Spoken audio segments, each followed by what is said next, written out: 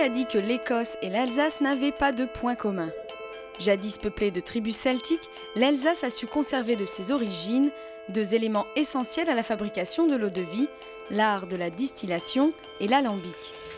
Au cœur du Val-de-Villers, la distillerie Meyer fabrique de l'eau-de-vie et des liqueurs depuis 1958. En 2007, la maison familiale s'est même lancée dans un whisky 100% alsacien. Il y a 3 métiers qui rentrent en compte en fait. Le premier, c'est une malterie, donc qui travaille les grains, donc l'orge et les différents grains qui rentrent en compte dans notre whisky. Il y a également une brasserie alsacienne qui travaille en fait un brassin. Donc c'est une sorte de bière, si vous voulez, sans houblon. Donc là, c'est un processus qui dure environ entre 7 et 10 jours pour travailler le brassin. Ce brassin, nous, on va le récupérer, comme dit, le distiller, le stocker dans nos fûts. Les ingrédients sont déjà donc les grains. Le brassin, forcément, il y a un type de brassin spécifique qu'on veut. Donc ça, c'est une recette secrète que notre père a élaborée. Ensuite, on a forcément l'eau de source également, qui vient au moment du coupage, entre 65 degrés d'alcool pour passer à 40 degrés d'alcool, le degré auquel on le commercialise. La distillerie reçoit le brassin en mars, il est mis au repos quelques jours, puis distillé pour éviter une seconde fermentation. La distillation du whisky est très semblable à celle de l'eau-de-vie. Tout commence par l'ébullition du brassin. Il y a une première sélection au niveau des vapeurs qui est faite en fait de la forme caractéristique de l'alambic.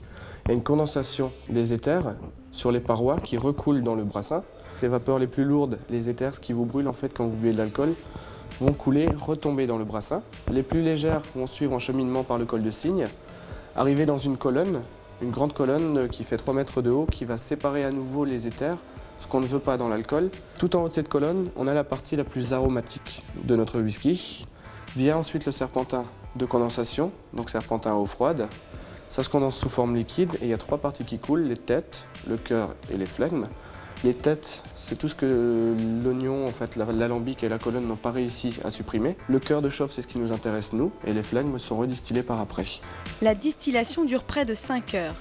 À la fin, le cœur de chauffe du whisky est placé dans des fûts, à minimum 65 degrés d'alcool, pendant 3 ans.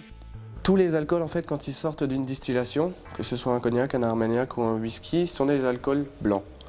La coloration, en fait, et le côté un peu tannique qu'on va retrouver dans ces produits, va venir vraiment du fût. Là, on a un whisky qui vient de sortir de l'alambic. Donc, c'est un whisky qui est blanc. En soi, c'est pas encore un whisky, parce que la définition légale d'un whisky, c'est une eau de vie de grain vieilli minimum 36 mois en fût de chêne. Maintenant, je vais vous montrer la différence avec 6 ans de fût. Vous verrez au niveau de la coloration, c'est totalement différent. Voilà.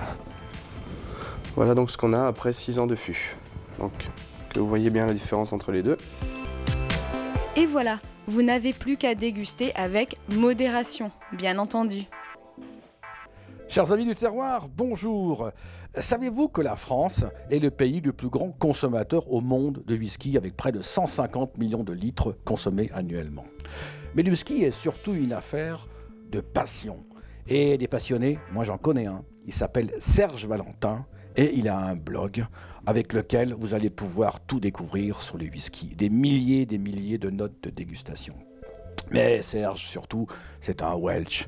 Et son rêve serait qu'un jour, on retrouve une petite distillerie de whisky en pays celte alsacien.